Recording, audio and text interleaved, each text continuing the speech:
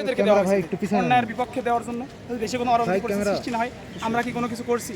আমরা তাদের শেল্টার পর্যন্ত আমরা দিচ্ছি, যাতে আমরা সাধারণ শিক্ষার্থী আমরা যারা আছি এরা যাতে আক্রমণ না করে। এটা কি করলো আমাদের উপর? একটা পদের জন্য, সামান্য একটা চাকরির জন্য নিজের মনুষ্যত্ব বিলিয়ে দিচ্ছেন আপনারা। মরা লাগবে না ভাই? আপনি বিশ্বাসী হন অবিশ্বাসী হন, মরা লাগবে না? মৃত্যু সত্য, পরকাল সত্য ভাই। এই যে যারা সামান্য চাকরির জন্য এই যে সাধারণ শিক্ষার্থীর উপর গুলি ছিল, আমার একটা ছুরি আসে মাটি লাগে আমার পায়ে লাগছে। আমার বাপ নাই, এতে কোঠা যদি থাকে, আমার বাপ কৃষক, আমার বাপ দিন আনে দিন খায়, দিন আনে আমার বড় করতেছে ভাই। আমি কি যাই কৃষিকাজ করবো? সেই উদ্দেশ্যে আমার ঢাকা ইউনিভার্সিটি পাঠাইছে না পুলিশের গুলিতে মৃত্যুবরণ করার জন্য পাঠাইছে? আপনারা লিখেন, এটা কেন লিখেন ধাওয়া পাল্টাতে? এখানে ধাওয়া পাল্টাতে কিছু দেখছেন আপনারা ছিলেন সকাল থেকে, সময় শুরু থেকে ছিলেন। আমরা শান্তিপূর্ণ আমাদের যে কর্মসূচি ছিল সেটা আমরা পালন করতেছিলাম। বাট তারা কি করলো ভাই? এটা কি প্রশাসনের কোনো কাজ? এটা প্রশাসনিক কোনো কাজ? শিক্ষা প্রতিষ্ঠান হুট করে কেন বন্ধ করে দিল?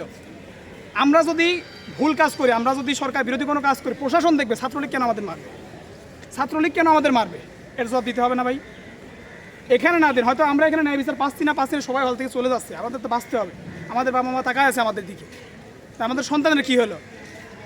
আমরা তো বাঁচবো, আমরা তো মারা যাইতে এখানে কেউ আসি নাই।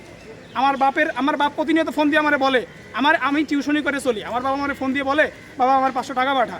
আমার তখন চোখ দিয়ে কান্না পড়ে। আমি যদি চাকরি একটা না পাই, এর দায়ভার কে নিবে? সরকার নিবে? যারা এসিটি গাড়িতে ঘুরবে তারা নিবে? যারা প্রোটোকলে, যারা জ্যামের মধ্যে প্রোটোকল রাস্তাতে ঘুরে বেড়ায় তারা নিবে? রাস্তায় নামতে বলেন, আমরা হেঁটে টিউশন যাই, এখান থেকে খিলগাঁও টিউশন হেঁটে পর্যন্ত 10 টাকার জন্য আমরা একবার না খাই, আমাদের দায়ভার কে নিবে? সরকার নিবে। আমরা কি কোনো সরকার বিরোধী কাজ করতেছি? আমরা সরকারের বিপক্ষে না, আমরা ছাত্রলীগের বিপক্ষে না, আমরা আওয়ামী লীগের বিপক্ষে না। কিন্তু যেটা হচ্ছে এটা কখনো ভাই মেনে নেওয়ার মতো না। এটা অবশ্যই আমরা চাই আপনারা যেটা প্রচার করবেন, অবশ্যই ডেফিনেটলি যেটা যৌক্তিক, যেটা সত্য সেটা আপনারা প্রচার করবেন এবং আমাদের পাশে থাকবেন ভাই। এতটুকু ভাই, ধন্যবাদ।